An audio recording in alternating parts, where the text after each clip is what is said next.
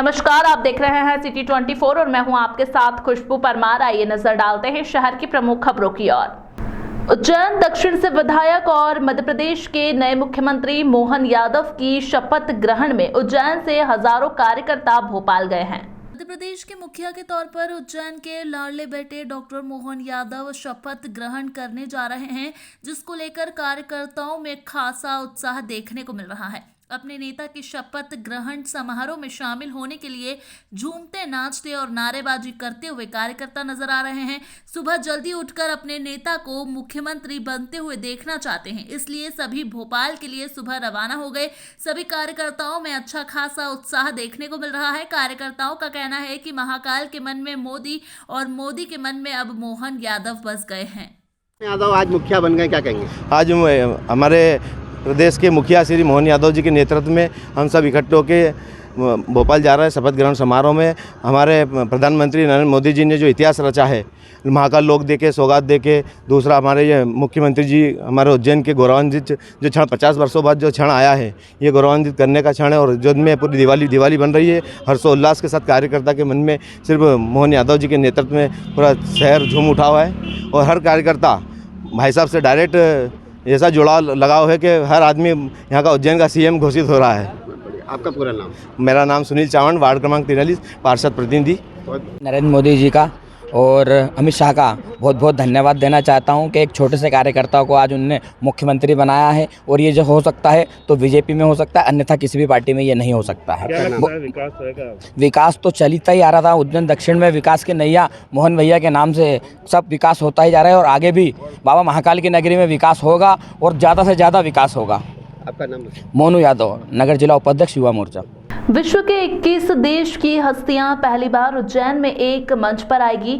संयुक्त चेतना सम्मेलन में प्रधानमंत्री मोदी के योग गुरु भी शामिल होंगे। श्री महाकालेश्वर का 21 देश की नदियों के पानी से जलाभिषेक भी होगा।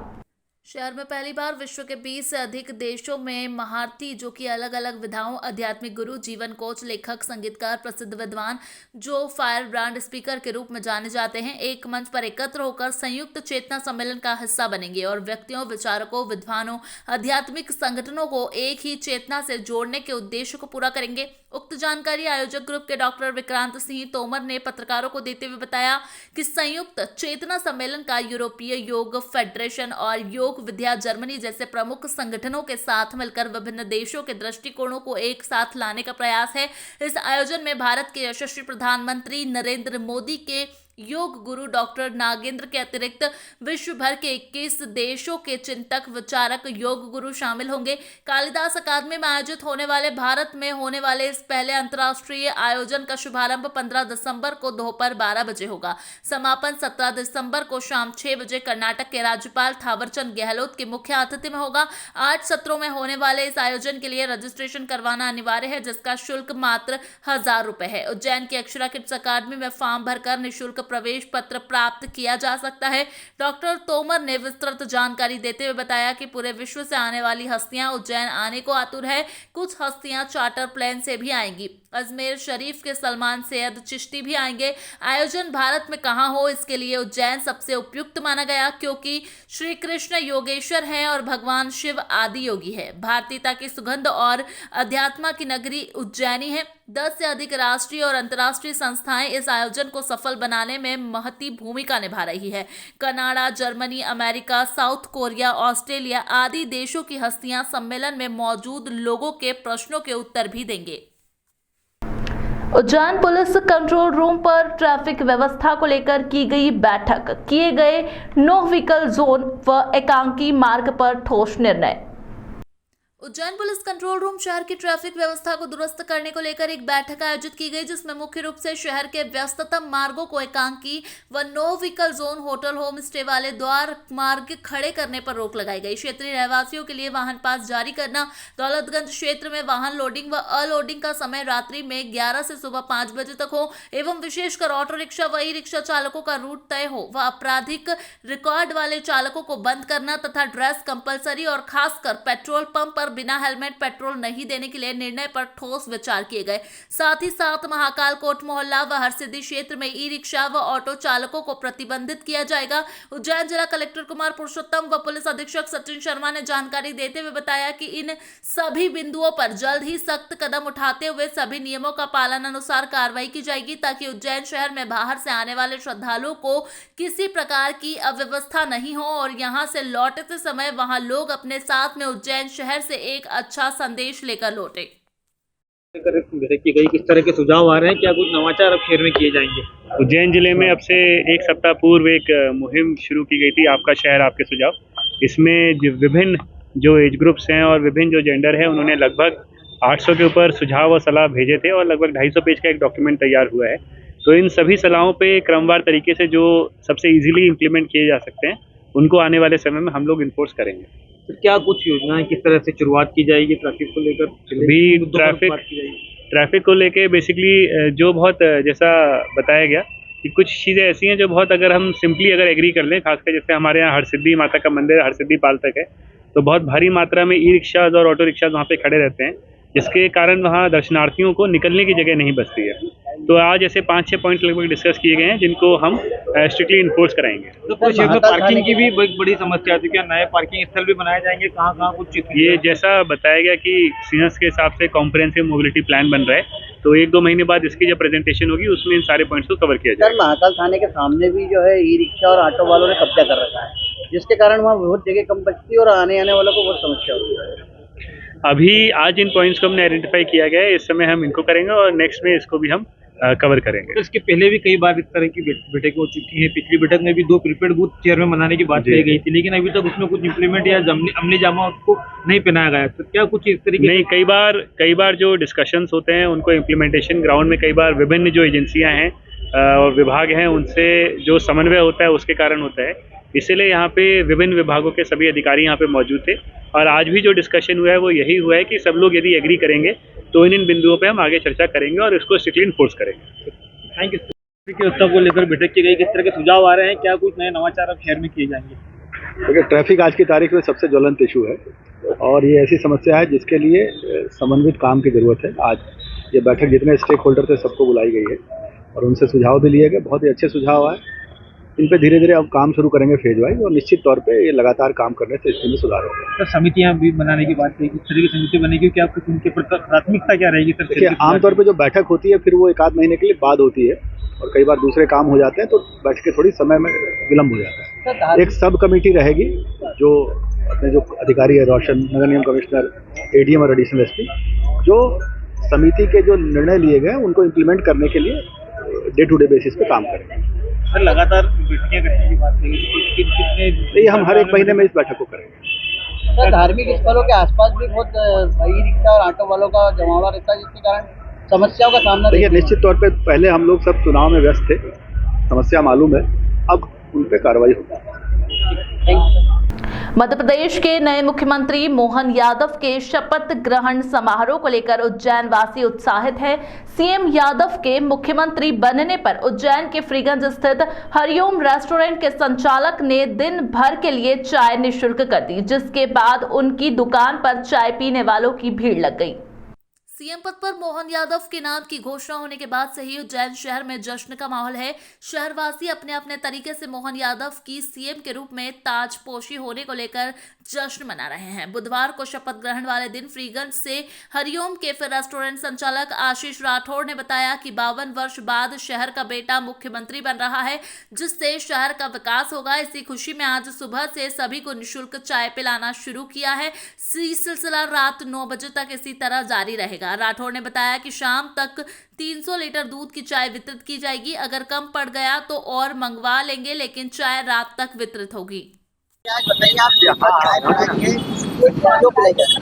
सर, चाय इसलिए पिलाई जा रही है क्योंकि चाय वाले प्रधानमंत्री जी के द्वारा ही उज्जैन नगर को जो है क्या सेवा का अवसर प्रदान किया गया है, जहां से पूरे मध्य प्रदेश का सही तरीके से सेवा भी होगी, गरीबों का कल्याण भी होगा और संस्कृति का बचाव भी होगा। सर, 300 लीटर दूध का लक्ष्य है और यह देखो अब कहां तक जाता है, 500 भी हो सकता है। क्या नाम है आपका? मेरा नाम आशीष राठौड़। डॉक्टर मोहन यादव ने मुख्यमंत्री पद की शपथ ले ली है। इसके साथ ही जगदीश देवड़ा और राजेंद्र शुक्ला डिप्टी सीएम बने हैं। मध्य प्रदेश के मुख्यमंत्री मोहन यादव ने आज पद और गोपनीयता की शपथ ली। वे एमपी के 21वें मुख्यमंत्री हैं। समारोह भोपाल के मोतीलाल नेहरू स्टेडियम में हुआ। जगदीश देवड़ा और राजेंद्र शुक्ल ने डिप्टी सीएम के रूप में शपथ ग्रहण की। राज्यपाल मंगूबाई पटेल ने सभी को शपथ दिलाई। फिलहाल कोई और विधायक ने मंत्री पद की शपथ नहीं ली है। प्रधानमंत्री नरेंद्र मोदी, केंद्रीय गृह मंत्री अमित शाह, बीजेपी के राष्ट्रीय अध्यक्ष जेपी नड्डा समेत 11 स्टेट के मुख्यमंत्री इस समारोह में शामिल हुए। फिलहाल वक्त हो चुका है एक छोटे से ब्रेक का, फिर मुलाकात होगी ब्रेक के बाद।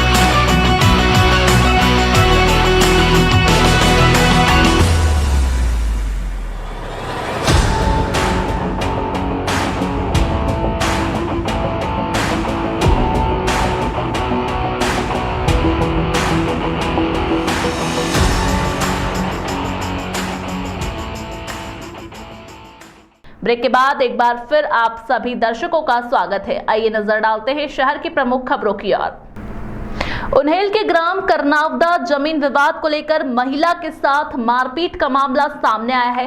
घायल महिला को गंभीर अवस्था में उपचार के लिए जिला अस्पताल में भर्ती कराया गया है।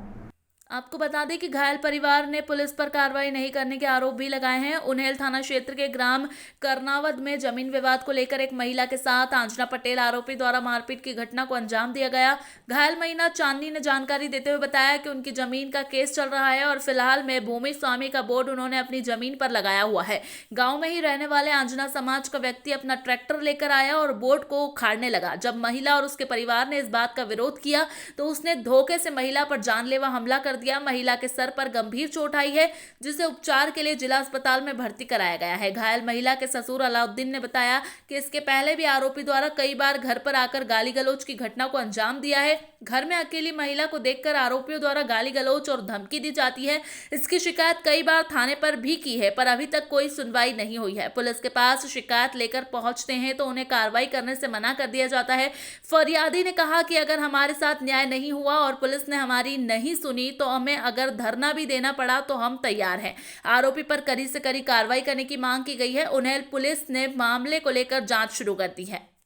हमारा 3 साल से केस चल रहा है वहाँ की जगह, इसलिए हम कुछ भी नहीं बोलते हैं। और उस वहाँ कल हमारा बोर्ड गड़ा हुआ था 3 दिन से, इतवार के रोज गड़ा था हमने, तो उसने एक बार पहले फ़ोन लगाया कि बोर्ड क्यों लगाया, तो कि मेरी जगह में देख ले कि नहीं के। फिर वो बात ख़त्म कर दी। जिसके बाद फिर कल शाम 4 बजे फ़ोन आया उसका कि अब बोर्ड क्यों लगाया, तेरी माँ का, तेरी तो देने लगा। उसके बाद फिर बोला कि गाल क्यों दो, सीधे बात करो। तो उसने एक लट घुमाई तो उसमें नहीं लगी, मैं पीछे खड़ी थी तो मेरे लगी, तो धोखे से दिया उसने, मेरे को लट गई। कौन व्यक्ति जो इसने मारा कूटी करी आपने? कौन व्यक्ति? अठे सिंह आंजना, पिता बालू सिंह। तो विवाद चल रहा है 3 साल से विवाद चल रहा। कितनी बड़ी जगह है ये? कौन सी जगह, कहाँ पर विवाद हुआ तुम्हारा? करनावद, गांव करनावद। कितने लोगों ने हमला करा? एक, और उसकी माँ पीछे खड़ी थी। क्या नाम है आपका? चांदवी। कहाँ पर बोल लिखाई? उन्हेल थाना। अब मेरा बोट लगा तका है मेरी ज़मीन में, तो वो ज़मीन में वो ट्रैक्टर से आके वो बोट एड़ा उसने। वो लड़का है स्कूल से पढ़ के बड़ा, मेरा लड़का मास्टर है, तो उसको बुलाया ना, गाली गुप्ता किया उसको। तो बक्के ने आया वहाँ बाहर, तो ट्रैक्टर से उफाट जाता वो बोट, वो भूमि स्वामी बोट लगा हुआ है अपना। तो सर्वे नंबर 550 है अपना, 008 हेक्टेयर ज़मीन है, उस पर उन्होंने कब्जा कर लिया, उकड़ा बना दिया।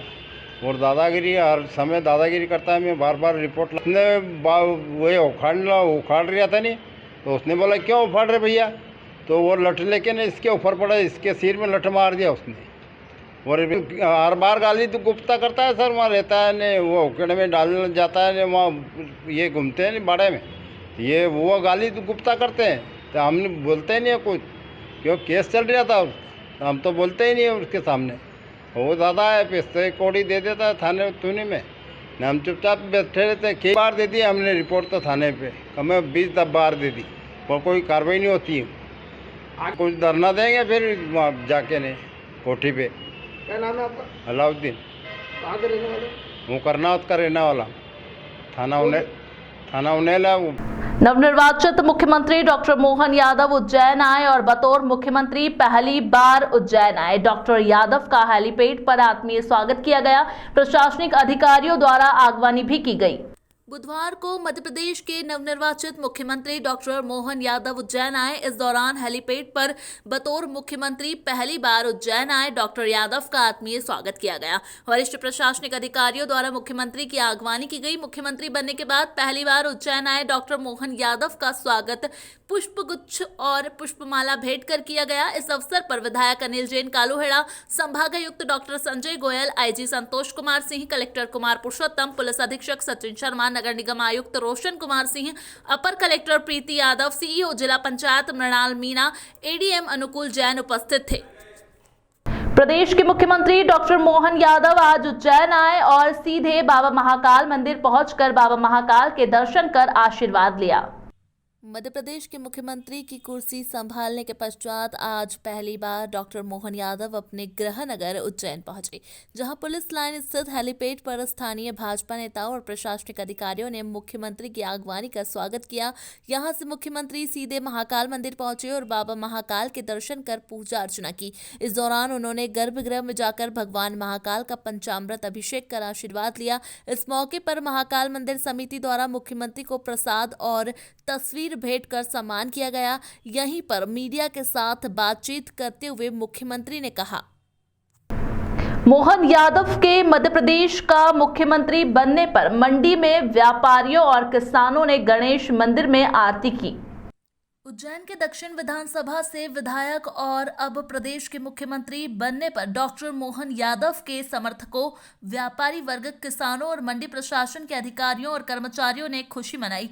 मंडी प्रांगण में ढोल, नगाड़े और आतिशबाजी की गई और मिठाई का वितरण किया गया। इस दौरान मंडी संयुक्त संचालक प्रवीण वर्मा, अध्यक्ष गोविंद खंडेलवाल, मनीष अग्रवाल, जितेंद्र अग्रवाल सहित सैकड़ों लोग उपस्थित रहे। इस दौरान मोहन यादव के भाई नारायण यादव भी उपस्थित हुए और गणेश मंदिर में आरती की। इसके बाद में मिठाई बांटी गई। प्रकार से व्यापारी और मंडी प्रशासन ने धार्मिक गतिविधियां करी हैं, क्या लाभ होगा मंडी को इससे? देखिए, ये बड़ा उज्जैन शहर के लिए और पूरे प्रदेश के लिए बड़ा गौरव का दिन है कि ये हमारे उज्जैन शहर से जो हमारे यशस्वी मुख्यमंत्री का पद डॉक्टर मोहन यादव जी को मिला है। और इसी क्रम में आज उज्जैन मंडी में व्यापारी एसोसिएशन की ओर से एक उनके जो सीएम बनने की खुशी में एक अच्छा कार्यक्रम, उनके बड़े भाई आदरणीय श्री नारायण जी आज मंडी में उपस्थित हुए, उनका भी भव्य स्वागत हुआ। यहाँ पर पूजा अर्चना की गई भगवान से कि उज्जैन का उत्तरोत्तर विकास हो, मंडी का विकास हो, और यही कामना के साथ पूरे प्रदेश के विकास के लिए आज सभी ने पूजा आरती की है भगवान श्री गणेश की और शुभकामनाएं उनको अर्पित की है सबके द्वारा। बहुत बढ़िया लग रही है साहब, भारतीय जनता पार्टी के शीर्ष नेतृत्व का आभार। उस एक साधारण परिवार के साधारण विधायक को जो है आज शीर्ष पर बिठा दिया। भारतीय जनता पार्टी में ही संभव है ये, और उज्जैन शहर के लिए बहुत गौरव का विषय है। उज्जैन शहर की जनता को कोटि कोटि आभार। महाकाल इस दिन को आजमसिटी बनाए और जो है सारे लोगों का आनंद हो। और क्या